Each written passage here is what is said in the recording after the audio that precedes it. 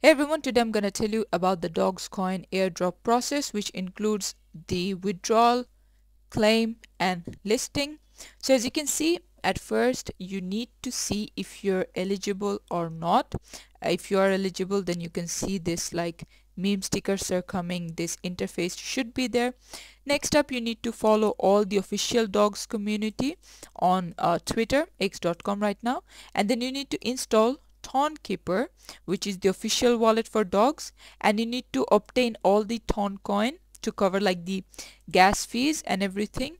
Also, you need to set up a wallet which can be done through OKX or Bybit, and Bybit is more recommended by a lot of people.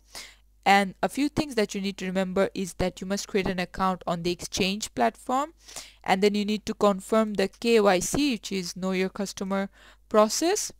And finally, as you can see, it says over here that the Bybit thing to collect it will be on August 20, like it will be available then, like it's gonna be listed and be available for trading. So make sure you collect it on that day.